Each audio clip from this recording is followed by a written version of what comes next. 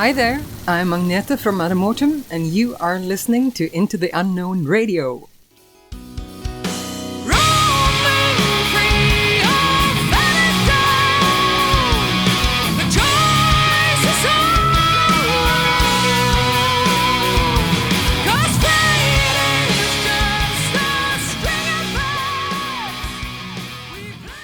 Hey, what is up guys? Welcome to the latest episode of Making Noise on Into the Unknown Radio with me, Dan P. My guest this week is vocalist and founding member with her brother of Madder Mortem, Agnete of Kirkevaag. Madder Mortem first came into my life back in 2006 when I heard their song My Name is Silence on a Metal Hammer CD, featuring bands such as Venom, Ministry, Corpaclani and Motorhead, so they were in very good company. I instantly fell in love with the band's sound. For me, it was channeling some really interesting vibes and completely different to everything else on that CD. I'm not really sure where I would place the band genre-wise, even to this day. So without further ado, I'm going to jump back in time. Agnete, I want you to take us back to the beginning. When did you start writing and producing music, and who were your early passions and influences? I started writing music quite early, I think. I started playing piano around when I was 10, and I've always had this urge to make something. But I think I didn't start writing music that I consciously thought of as writing music until I was around 14, 15. When I started playing in bands and when I started playing some acoustic guitar and writing my own lyrics and songs. And then obviously we started Madder Mortem under the name of Mr. Tribe not very long after, so that's when it really started. I think, my influences were mainly just the music I listened to and just wanting to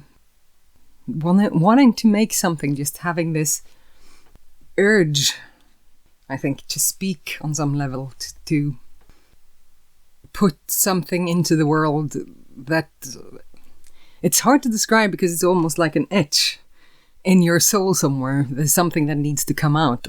That's how I kind of feel the creative urge, I guess. And when we started the band, I think our influences were mainly Metallica, Sepultura, Faith No More. For me, very much Soundgarden, Alice in Chains, the things we were listening to. Death, obviously, the band, and some early Norwegian black metal, a little bit. But I think I'm not sure how much of that actually shines through in the music that we made. There are some hints of what we were listening to, but I think the combination of what we in the band were listening to and how we put it together meant that the influences aren't that clear to track. For most artists, originality is first preceded by a phase of learning and often emulating others. So what was this period like for you guys? Well, I know it's kind of typical that usually what you do when you start playing in a band is that you do cover songs. And the very first band that I kind of played in was a rock workshop band at the local youth club. And we obviously played cover songs because we were just learning to play our instruments. But from the very first band that I started before Mr. Tribe, I had this all-girl band. And with Mr. Tribe as well, and this was how it was for BP as well, from the get-go, we were writing our own songs. So we never really had that cover song phase. Strangely enough, for me, I started playing cover songs when I was around 30. That's when I kind of learned to appreciate how cool AC/DC really is. When I started singing Bon Scott songs, But so we kind of went the other way around. We kind of started with... I guess we started because we had this need to make our own music. So there's always some level of emulation, I think, because you have your heroes and you listen to music and you think that sounds cool and I want to be like this band. But the idea of doing our own thing has always been very important to us, and it has always also come relatively natural and easy to us. We've never been short of ideas or musical things to try out, so it's always been easier for us to write our own music than to do cover songs. Madder Mortem have never recorded a cover song this far because we kind of feel that it takes time away from our own ideas. And since we're like constantly behind with the releases, I mean, we have so much ideas that we can't really keep. Since we're not doing this full time, we can't keep up and get all our ideas released. So we kind of don't want to do cover songs like that. So I think emulating others was mostly in trying to be cool. Like, what should you do on stage? Well, you should headbang, you know? Learning like that and how to dress, and or for lyrics as well, the kind of language you would use. I mean, obviously I was listening to a lot of death metal, but also a lot of grunge, and trying to combine those two into lyrics is a little bit difficult.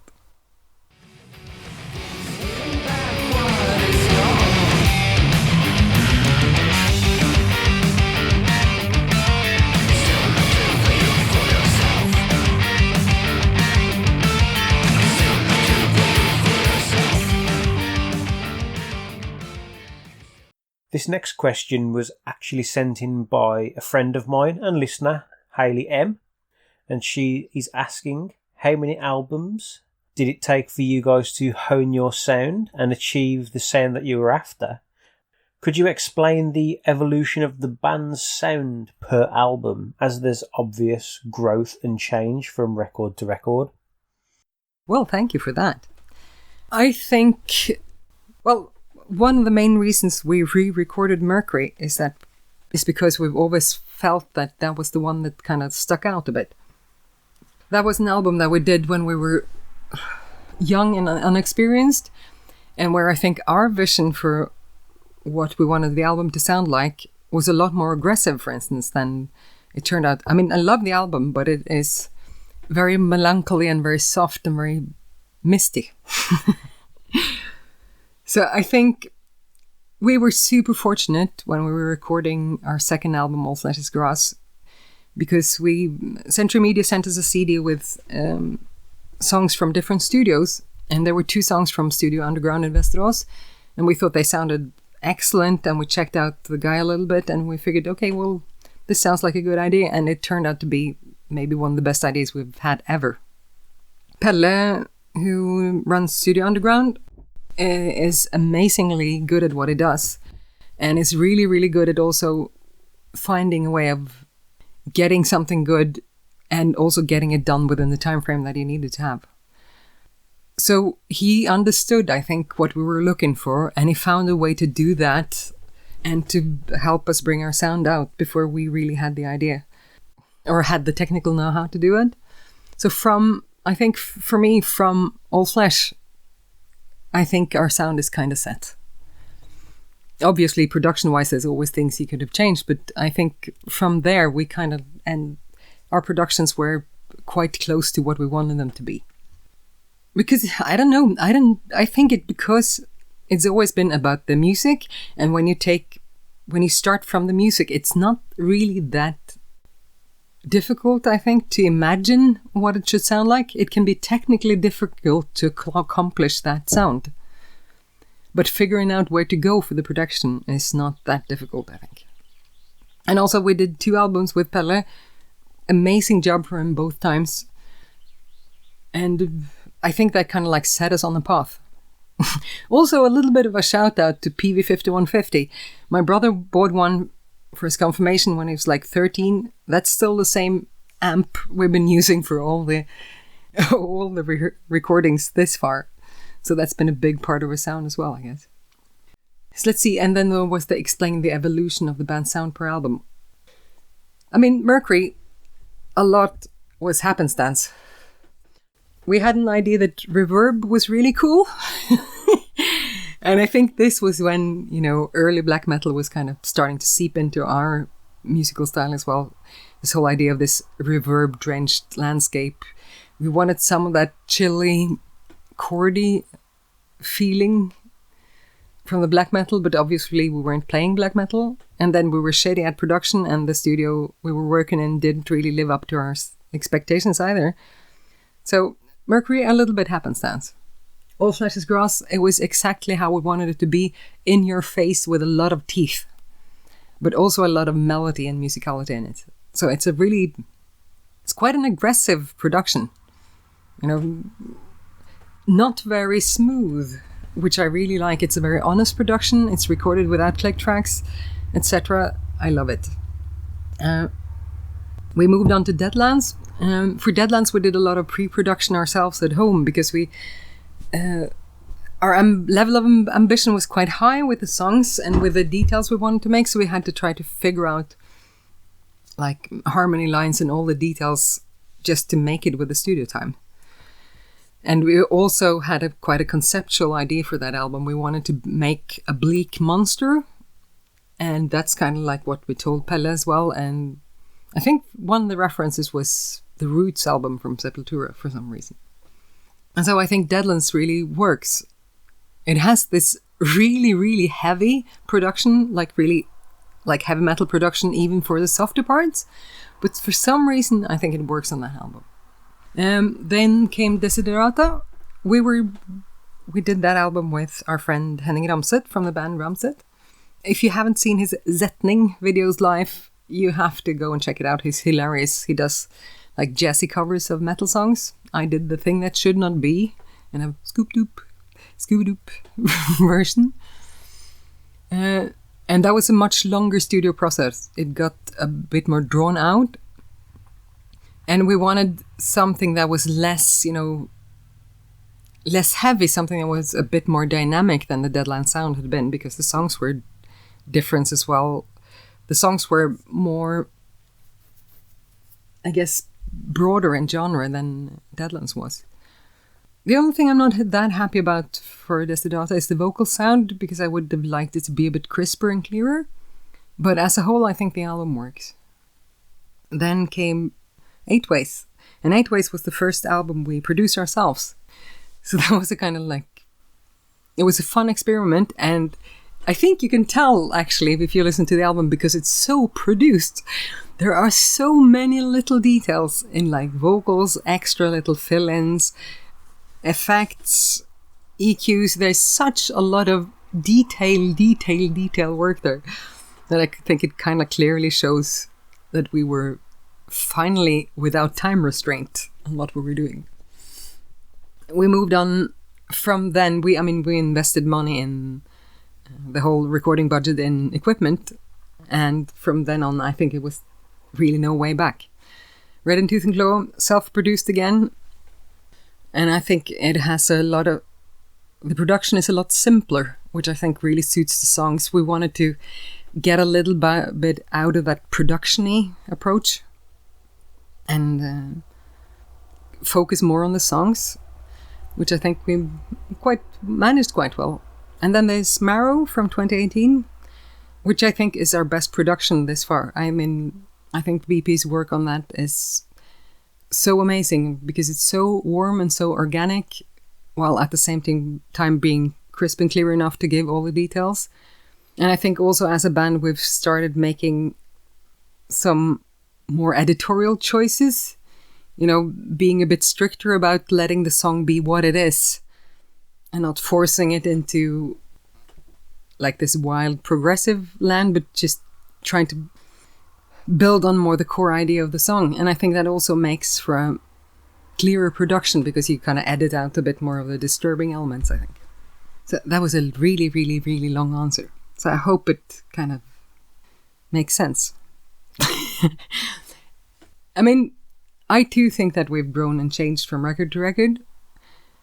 And I have to be honest, and this is probably a bit arrogant as well, but if there wasn't, I don't think I would see the point in keeping on. There's no point in doing the same thing over and over again, or not trying to do something new, or not trying to do something better. if you lose your curiosity like that, if you lose your drive to improve or change or evolve, I think you need to kind of like stop and think about what you're doing. Because to me, at least, that's the interesting thing. It is, after more than 20 years with this band, it's still the most exciting thing I know. And I would hate to lose that aspect of it. If it started being a bore of some kind, I would do something else. But I don't think there's any chance of that. I mean, we're having a lot of fun with the new songs. Here I am in Necropol Lit. Run my fingers down my spine. Leave my feet. As the main vocalist, how would you describe your own development as an artist? You have an awesome and very recognisable voice. So at what point did you realise you had this amazing talent?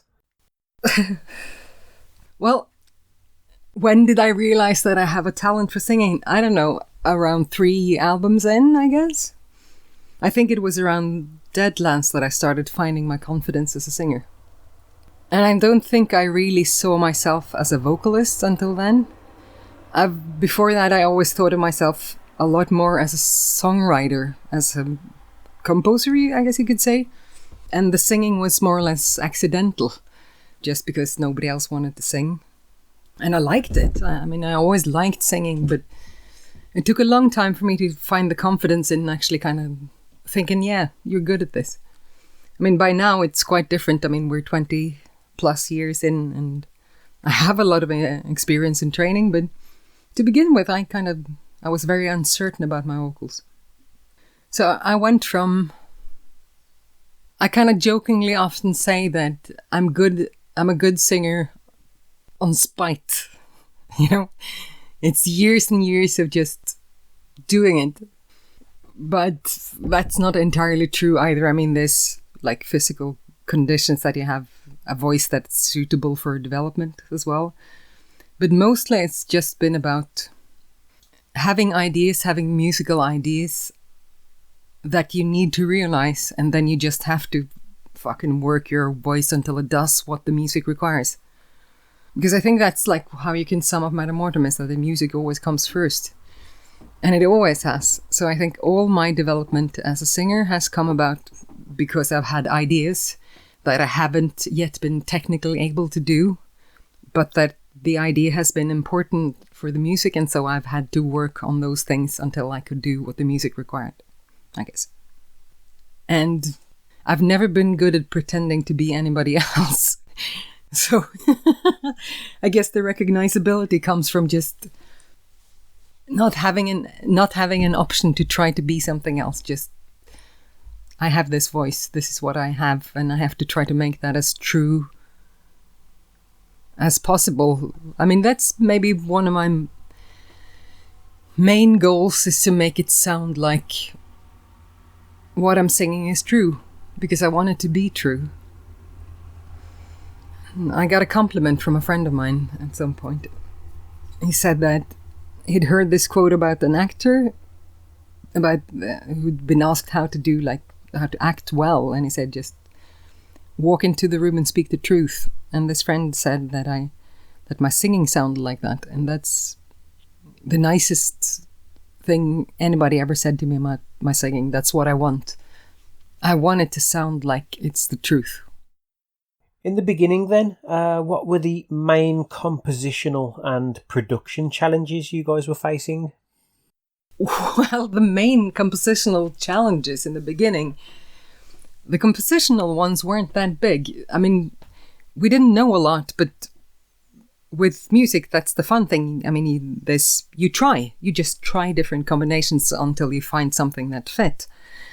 And after years of training, that process is quicker and easier because you know more about how you can do the things you want to do. But I don't think we saw it as a challenge because it was just fun. That was like the fun bit of it, was just putting the music together. But production challenges, there were quite a few of First of all, because we didn't know what the hell we were doing, obviously. I mean, we were kids and didn't really have any kind of technical know-how. I remember the first time in the studio, I mean, all these buttons and knobs and lights blinking. It was like, wow. And also this idea, you would believe anything the engineer told you. And in the beginning, when you're in a band, your budgets are low. So you usually will come across a few engineers that maybe aren't that good as well. But you don't know yourself. You've got no clue what you're doing. So you're just going to go with whatever they say. But then over time, you learn. I mean, you learn every time you do something. And also, obviously, BP studied to be a sound engineer, which helped a lot. So we've gone from knowing absolutely nothing to be very in charge of our own productions. Obviously, BP and now Agnete as well, who's also a sound engineer, take care of a lot of the technical aspects of it. But you can't be there through recording this many albums and mixing this many albums without picking up quite a few things. So the whole band is involved in discussing production, sound quality, and then BP and Agnete kind of like take charge of how to solve that technically. And then also BP generally has the overview of where you want to do them, where we want the whole production, like how whole soundscape to go. And then, well, it's just like the music. You just try out different things until you find something you like. It takes a lot of time, but it's rewarding and fulfilling, I think. So lyrically, where do your ideas come from, and how do you get started in shaping these into fully formed songs? Lyrical ideas come from many different places, I think. It depends a bit. For me, it's always the music first. I always have at least most of the melody line ready before I start writing words to it. Often, when I'm making the melodies or writing the song itself, there are words that kind of like pop up in my mind. And I tend to think of those as kind of like my subconscious's attempt to tell me what the song is about.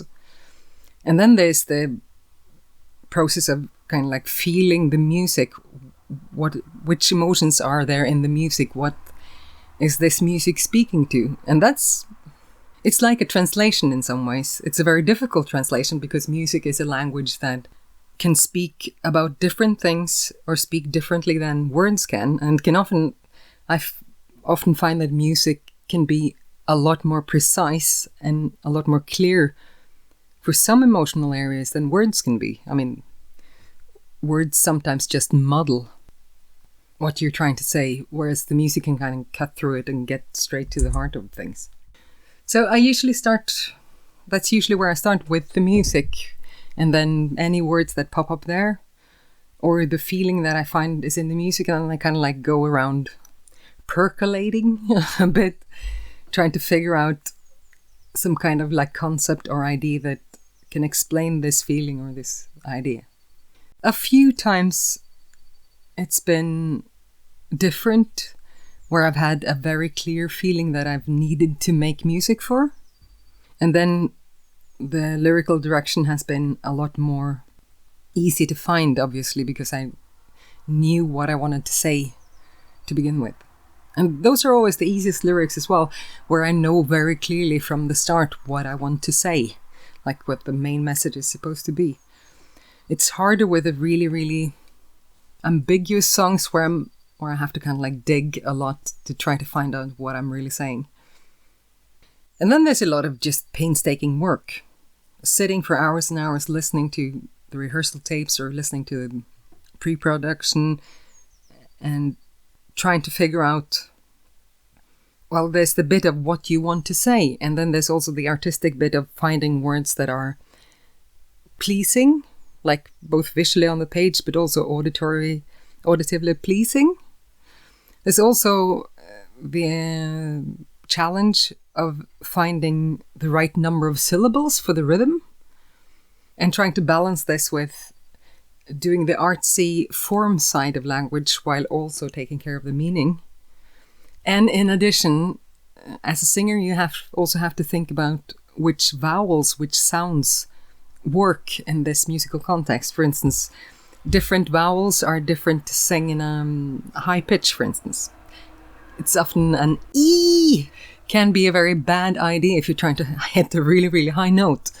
And if you want something to sound really punchy and aggressive, you will want to make sure there are a lot of plosives, like ptk, in the lyrics, because then you can spit the lyrics properly. If you just then have a lot of softer consonants, like ooh, you won't have the same kind of aggression that you would have with a harsher consonant. So there's a lot of layers to think about.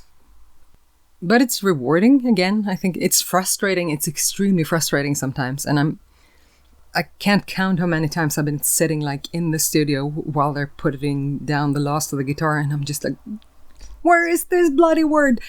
Missing like 1 or 2 words to complete the lyric and just going insane. So I love the thesaurus.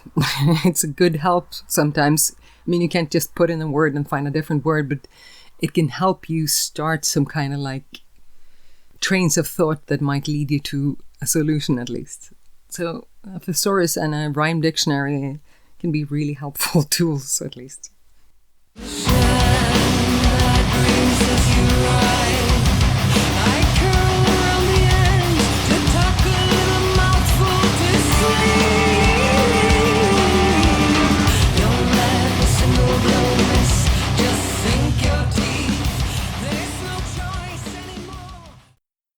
Another lyrical question now. Do you have any lyrical themes that you particularly enjoy exploring? The thing with having written your own lyrics for a lot of years is that you have the opportunity to look back and in some way analyze, or at least have an overview of what you've been writing about. So I can tell from my own lyrics, I mean, I can pick out themes that have been there all the way. One of them is silence. I think I always come back to silence. And this is not the concept of the absence of sound as such, but I think to me it's more about repression. All the things that go unsaid. The things we want to say but cannot bring ourselves to actually say, maybe. Or the things we are too scared to say. All these things that I guess psychologically would be sort of like sorted under repression, I guess. So that's somehow a theme, I think. And I think most of my lyrics are very personal. A lot of those lyrics are very much connected to specific people or to specific situations or experiences I've had. But I tend to write them in a way that is a lot more general. I think probably if you knew me really well and knew my life very, very well, you could probably have a pretty good guess at what's what. But I think it's important to me that they work without having my life as a frame. That they work as more generalized ideas, or that you can describe emotional situations or experiences that would be the same for other people, though the context would, of course, be different. There's a lot of heartbreak, I guess. I think there's a lot of rage in my lyrics somewhere. And it can be hard to tell sometimes what is what, I think. But I think there is this, also this thread of standing outside looking in that I think goes through a lot of my lyrics. Which I think, well, it seems to me at least that a lot of people have commented on that they've found something meaningful in that, some kind of like recognition of experiences that they've had as well. And then there are some lyrics that these are of the rarer kind for Madder Mortem, but there are some lyrics that are specifically about something. And I've been writing more and more of those in the later years, I think. Parasites from Head and Tooth and Claw is about the 1% bleeding the 99% dry to stuff their already very lined pockets. So I think the quote I put in the album with that was from Motörhead, "Come on baby, let's eat the rich." And that is one song that is specifically about just that. And then, for instance, My Will Be Done from Marrow is specifically very clearly just about the disease of religion. Because to me, religion is a disease. And I think it's the most dangerous disease that humanity has ever faced. So these are the other kind of lyrics that I write. And then sometimes I write playful lyrics. Kind of like... They also usually have a personal background, but they are more playful, where I kind of let myself play with language and with symbolics and ideas a bit more. Like, for instance, White Snow, Red Shadows. It's a very personal lyric, that too, but it was a fun lyric to write because I was picking up this thread of intertextuality, of how fairy tales have interwoven themselves into literature, into modern literature. For instance, Donald Barthelme, a short story writer who has made some hilarious short story versions of fairy tales. Also Angela Carter. Fairy tales, short stories are amazing, so read them if you haven't. So I guess that's like the third kind of lyrics I write, are those... Let me just own it. It's super nerdy. I'm a bit of a language nerd, and I'm a bit of a literature nerd as well. And those lyrics are where I can kind of like utilize that side of me, at least. Okay, slightly tricky one now. Could you describe your creative process on the basis of a song or an album that's particularly dear to you, or that you're particularly proud of? It's kind of difficult to pick out something I'm particularly proud of, because I think I'm just generally proud of it all, you know. We've never been the kind of band that kind of like moves on after an album. I think we all listen to all our albums quite regularly, and we're still very pleased with them. But I could try to say something about maybe the creative process of a song that is... or how it works, like for us, a lot of the times. It used to be, back in the day, that me and BP would mainly have the ideas. And then we'd work on more arrangements with the rest of the band. And then we'd have, like, one or two riffs or quite a big part of the song structure to begin with. But for years and years, we kind of like consciously worked towards having the whole band contribute as much as possible, which has led to that now our process usually happens mostly in the rehearsal room. I mean, people bring like riff ideas, but we also sometimes just jam and try to come up with things where we are. It's the whole idea that 5 brains have more to contribute than just 1 or 2 brains. But sometimes it's the other way around, like Until You Return from Marrow. That's like very much my song. And that started with just... Sometimes you're lucky because the whole verse just plopped into my head in the shower one day. And then I bring it... I have the whole melody, I have most of the lyrics, and I bring it to the rehearsal room. The guys help me figure out the chords that need to go underneath. And then we start working on the groove for that. When we kind of start finding a groove, then they start working on the guitar arrangements. How, okay, we have the main chords, but how should this be played? Tuomo starts doing his bass line. Then I start changing the vocals around a bit because the music is changing. BP comes up with the chords for the pre-chorus because they sound like they would be suitable after this. And it's very... I'm sounding like some corporate douchebag, but it's a very dynamic process, I guess, where things flow back and forth, and it's really hard to say who came up with what, because we're kind of like trying to think as a unit, I guess, trying to think together, speaking things out loud. It's difficult, but it is, again, I think the music gets better because of it. It takes a lot of time, and it means that you have to be quite vulnerable because you're always pushing your ideas out there before they're finished. And you have to be willing to go with other people's ideas, even when you think they're stupid, because you have to try everything, right? So it's been challenging, but I think we all feel that the music is better for it.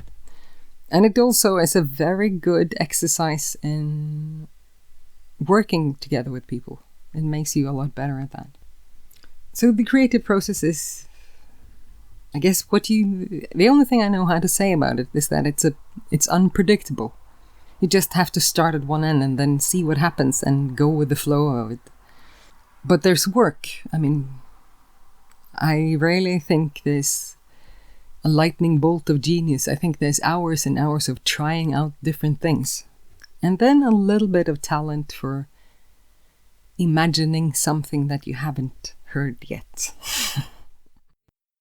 To feed on every broken moment, to kill and kill again, to end it all while it's unfolding.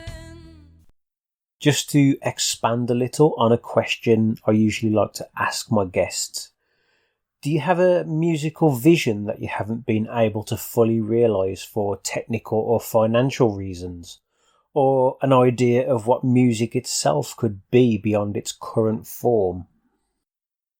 There's such a lot of things we would have loved to do, and I think that we would have done well.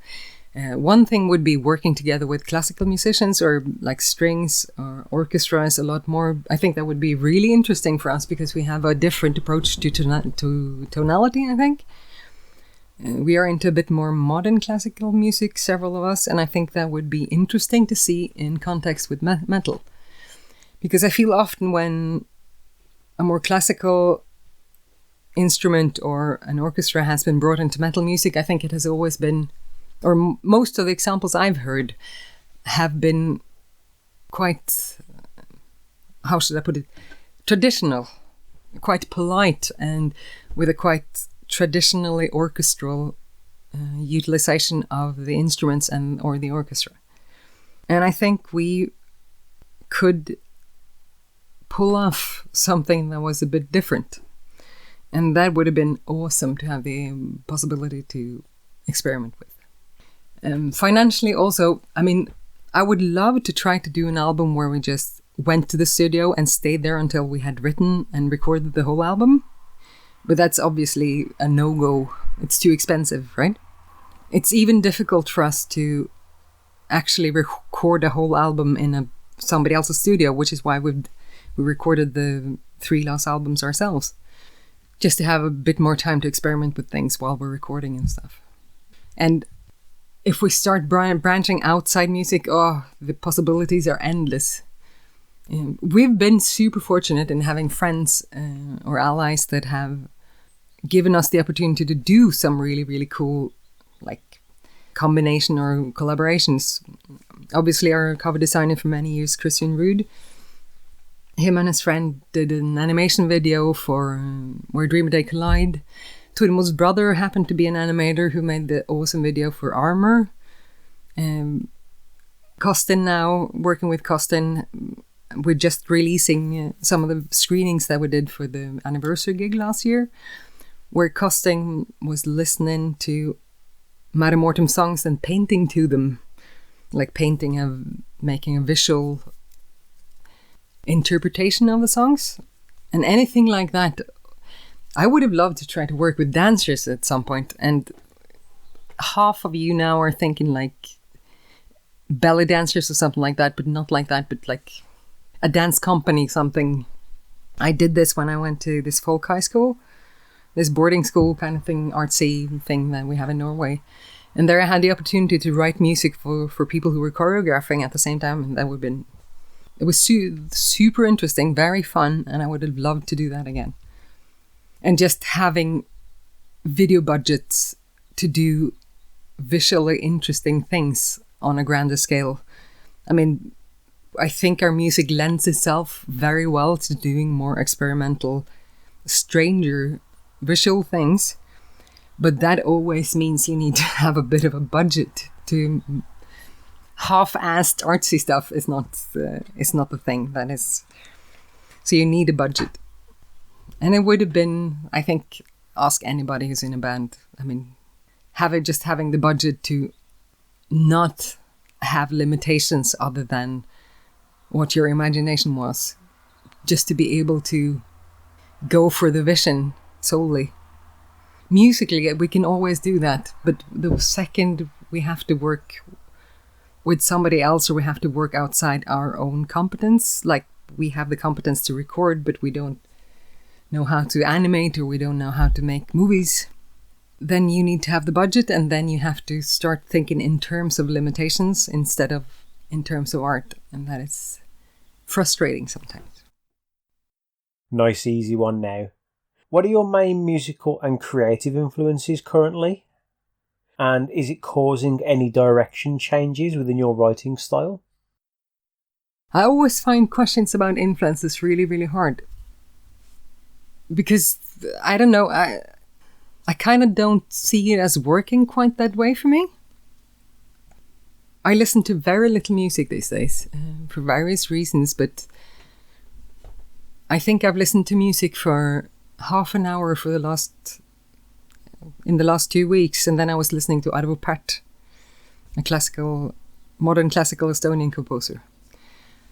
I feel horrible about this because I feel like I should be much more into exploring the new things happening within the metal genre, especially because I kind of hope that people will take the time to explore my music, but my head's too full of other stuff, and especially when we're writing, my head is full of song ideas in my own music, and I really don't want to listen to anything. So I think for myself, I'm more often influenced by other forms of art than by music. Sometimes I can get an idea, for instance, from the feeling of a book I read, or from the visual feeling of a scene from a movie. But mostly it's just, to me, it feels like it comes a lot more from within than from outside. Music is something, I don't know, this sounds so horribly pretentious, but music is something that I do when my other forms of expression don't really suffice, I think. I think it is, for me, a way of speaking to the world in some way. And I think there are things in me that are difficult to express through language, or that maybe don't belong in that realm. So there's always things bubbling up to the surface that need expression. A lot of my ideas come when I'm kind of like occupied doing something mindless, like doing dishes, driving my car, so that my body is doing something, so I don't get too restless. But at the same time, my mind doesn't have to be on what I'm doing. And then usually I hear music in my head. I'm kind of waiting for the guys in the white coats to come and take me away now, because I'm sounding like I'm bonkers. But so my main influence is just life, I guess. And then obviously anything you hear kind of gets interwoven in your head to a background of ideas, or I can listen to things and think like, oh, that's an interesting way of changing chords. Wonder if we use that way of changing chords, but we did it like this and blah, blah, blah. So that sometimes can work. And direction changes in my writing style, at least, just come from either wanting to try something new. Like, okay, I've been doing this, and now I feel like I'm repeating myself. I want to try to do something that is different. Or it comes from a different feeling requiring a different kind of expression. And you change. I mean, we all change all the time. Some of the lyrics that are on Mercury, I was 16 when I wrote those. And now I'm 43. That's a whole different person and a whole different kind of mindset. And how you change, the second you change a little bit your personality, I think your music changes as well. That's at least how I look at it. Moonlight over silver white, angry stars are out tonight, glaring down on battered snow. I have nowhere else to go, countless gentle blades of light. So, In September last year, you guys re-released your debut album, Mercury. Could you talk us through that decision and what that was like revisiting the material 20 years later and recording the couple of new songs for that album too? We had been wanting to release Mercury again for years because it was impossible to get. We were kind of like seeing copies go for a lot of money on Amazon or on eBay and stuff. And we figured that we thought it was a shame that it was unavailable to people. And also, we really would like at some point to have all our albums out on vinyl to do some justice to cover art and because we like the vinyl format, obviously. And then we figured that the time was right with the 20-year anniversary. We did actually talk about it for the 10-year anniversary, which perhaps goes to show a little bit how slow it can be. So we wanted to re-release it, but we wanted the re-release to feel like something that was, well, value for money, I guess you could say, because I hate like doing these, like put a new sticker on the cover and make people pay the price of a new album. We wanted to add something that was meaningful. And we've also been talking about for years that we would have loved to re-record some of those songs. We've always loved the ideas, we love the songs. But that was back in the day when we had no clue what we were doing production-wise. I mean, the technical aspect of recording was way beyond us then. So we couldn't really have an influence on the sound. We are so much better musicians now. Like playing-wise, that we have a whole other range of options available to us. And that means that you can maybe bring out the feeling you really wanted to originally, but couldn't quite get because your capabilities weren't there. So that was like the basis for re-recording those songs. We would have loved to re-record the whole album, but it would have we haven't had the time or resources to do that. It would take too much time and be too expensive for us. So we decided on doing 3 re-recordings and then doing 2 new songs. And these 2 new songs, I mean, this is one of the things I like about us as a band is that we don't let go of ideas that we like. The idea for Shadows Coming Home, the ideas there, one of those ideas was Christian's, who played guitar in Mercury. Other ideas there were BP's, but they were all from the early 90s, like around 94 maybe. But we kind of like kept these ideas live. We have like this pool of riff ideas or song ideas. BP is a very good archivist.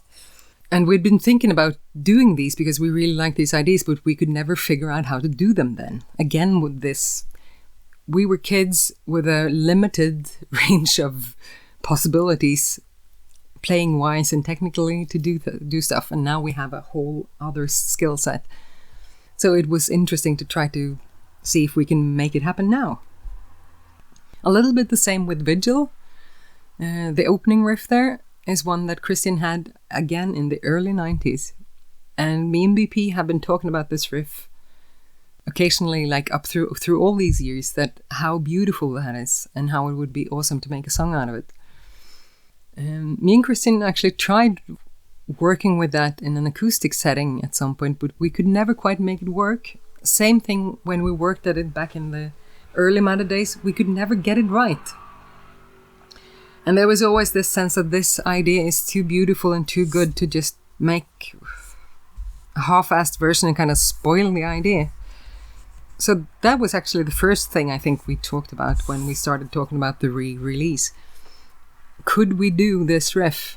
Could we maybe try again and see if we can make it right this time? And we asked Christian if he was okay with us using his riff. And he was just, go ahead. And then we just started working on it with the whole band. And I think we had like 2 short work sessions on it. And it solved itself. Because now we were old and wise enough, I guess. Or we had the skills and the possibilities and ideas that meant we could get it to where we want it to be. I see you guys are very busy lately. currently in the final stages of making your band documentary, The Howl of the Underdogs. So how has that been as an experience, revisiting the band history in such depth? And when do you think we could expect to see it? Making a documentary has been quite an experience. To be honest, it feels a bit more like psychotherapy than anything else. There's something about having this camera pointed at you all the time. And I probably also because I've been doing like most of the, what you would call narrative voice, all the audio interviews that are used to like explain things that had happened or tell a story of what has happened. So I've felt like it's been a year of analysis, I guess, but in a very good way. I mean, it's been fantastic to work with Randy and Blake and Janine and the guys from the docu team. I accidentally actually met Randy through doing an interview for a podcast that's called The Progcast with Randy and Dario. And during the interview, it kind of like came up that he was a documentary maker. And then we started talking afterwards because we'd been talking about making a short historical docu of the band in connection with the crowdfunding that we did. And then Randy came up last year in February 2019, to follow us while we were recording the bonus material for Mercury. And we had thought at the beginning to just make a short film about the history of the band. But it very clearly became clear to Randy and to me as well that there's a lot more going on here that's interesting. So even though there's a bit of a historical overview of what we've been and what we've done, I think the story is a lot more about what does it take to keep hanging on to a dream like that, or to make something that is special and kind of stick to it through 20 years. So it's, I mean, Randy's editing at the moment. Randy and all the other guys, obviously, but they're in the editing process. So I haven't seen more than just some clips here and there, but I think it's going to end up being a very personal movie, I think. And I think I'm a little bit worried too. I mean, it feels like really standing butt naked in the town square, just with all your secrets or thoughts hanging out there. But I think it's going to be a very interesting movie to watch, and I think it's going to be a story that's going to touch a lot of people, at least people who have a strong connection with music, because that's what it's about. It's about, I think, how music, what the role music has played in our lives, and how that has been both a blessing and a curse, I guess. Come down! Come down! Come down! So I see that you've recently provided some guest vocals on the new Autumn Tears album, The Air Below the Water. How did that come about? It came about simply because Ted just contacted me through Facebook and wanted if, hey, would you like to sing on some of these songs? And he sent me the backing tracks, and it's really, really well arranged, well played, superb musicianship, and it was so interesting to me to do something that far off from what I'm used to do. I mean, it's good for anybody to try to stretch outside their comfort zone, right? So I figured it would be really fun to try to do something as different as that. And I really enjoyed it. One comfortable thing is just like a practical aspect of recording vocals. But recording vocals for Madder Mortem means that just figuring out how to do the listening bit is a bit difficult sometimes, because there's a wall of atonal dissonant guitars wailing at you, and then you've decided to sing the one note that's not in the guitars. And then working on something that is more traditionally harmonic and consonant, and that also has a very bare and naked and open soundscape. It's very comfortable. It also means there's a lot of room for vocals. How this collaboration has worked is that Ted has sent me the backing tracks, and he sent me a lyric and given me very, very free rein to rearrange or edit his lyrics to suit the vocals that I come up with, and then completely free rein for how to do the vocals and the melody lines. And I've really, really enjoyed it. It has meant that I have had to use other parts of my musical vocabulary and think differently about the structure of things and how to build things, but also trying to bring my frame of reference into the Autumn Tears music. So by now I'm officially a member of Autumn Tears, and I've also actually started working on songs for the next album already. Hope that's not a secret, Ted. And I've also started doing some other collaborations. One of them has just been made official. This was a friend of ours that we met on tour with Vulture Industries, a guy called Kevin Storm from Belgium. And he was guitar temping for the Vulture Industry guys. And he's had this concept album that he's been working on for some years, and he was missing some vocals. And so I kind of jumped in to try to help him out, and also, again, to try to do something in a musical genre that was a bit different. This is not because I'm bored with Madder Mortem, because I will probably never be. It's like, that is where I can do exactly what I would like to do. But it's more about actually getting some experience trying something else with different parameters, with different kinds of limitations or possibilities, and then get new ideas to bring back into the Madder thing. Also, simply just to sing a bit more. I love recording, I love working in the studio, and doing these projects have given me the opportunity to do more vocal work. I mean, we can't record an album every week with Madder Mortem. We can't afford it, and we don't have time for it. But doing more project stuff means that I have the opportunity to record more often and do more vocal work. Are there any other bands, metal or otherwise, you'd love to work with on a track? Oh, I mean, kind of like a naughty but very pleasing dream of mine would be to do some kind of vocal work with Mike Patton, obviously. He's one of my great heroes, really like huge influences and fave singers ever. And I would kind of I'm cheeky enough to want to force him to sing like he means it, because he's such a good technical vocalist, but sometimes I just want to kick his ass and make him be a little bit more emotionally vulnerable with that voice. I probably would get my ass kicked, but I would have loved to just hear it, or just to be part of any. I mean, he does such a lot of really interesting, fun projects. They sound like they're fun to work on, like they're intellectually stimulating. So that would be a dream. Other than that, I mean, I'm up for most kinds of projects. I just want to sing more. As long as I think the music is good, it doesn't necessarily have to be even my taste. But as long as I think the musicianship is good and the songwriting is good, I just want to try out different things for fun. I've got some more projects going on as well, so that we will hear about once they come to fruition. Aside from releasing the documentary then, what plans do you guys have for 2020 into 2021? Provided the current global coronavirus pandemic is waylaid, sometime soon, of course. Well, this damn virus kind of makes life really hard for everybody. I mean, we were fortunate because we didn't have any tours or anything else planned that we've lost opportunities or money for. We are in the writing process.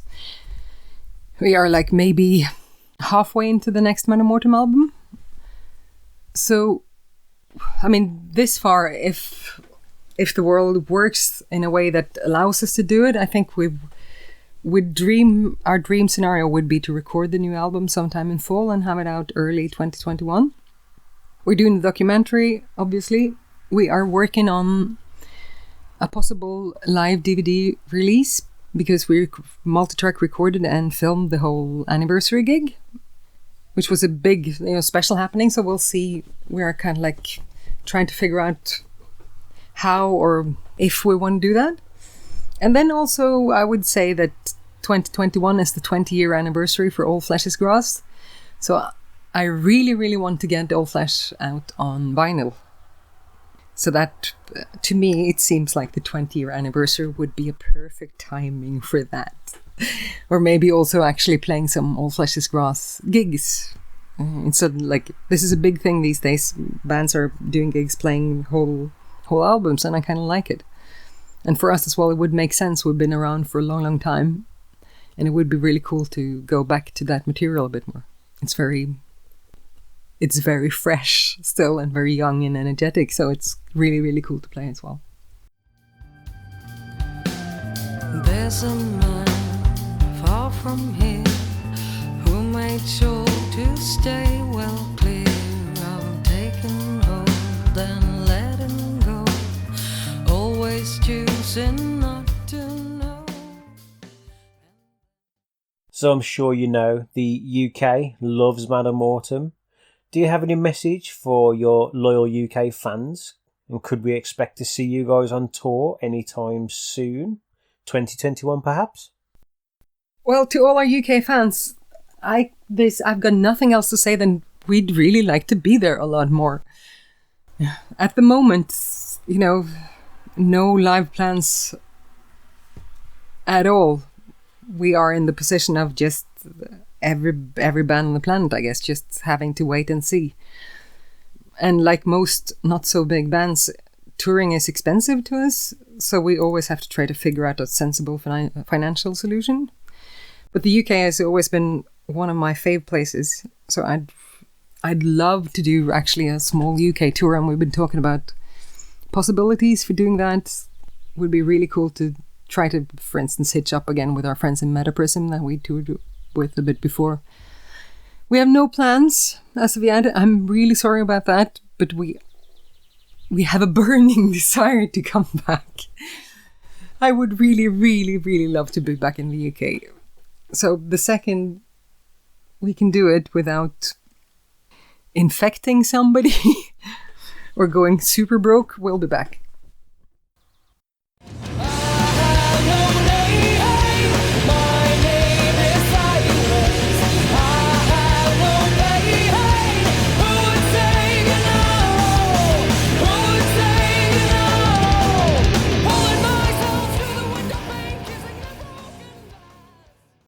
Big thank you to my guest, Agnete Kirkevaag of Madder Mortem. Well, thank you very much for having us. I mean, for everybody out there, thank you for listening. I hope you're all doing as good as can be expected in these really, really weird times. Come visit us on Facebook. It's /mmortem. And go check out our YouTube channel. We are building it as we speak. We're releasing a lot of new stuff there now. And hope to see you on the road as soon as circumstances allow it. I'm about to sign off now, so please take yourself over to my social pages. Just search for Into the Unknown Radio podcast, or follow my Linktree link, and like and subscribe to keep up to date with everything that I get up to. I've recently started to populate my YouTube channel too, so eventually you'll be able to find all of the interview episodes there, plus some other stuff. I'm not too sure when I'll be back with the next episode, but until next time, guys, take care of yourselves and each other. I've been Dan P, and thanks for listening.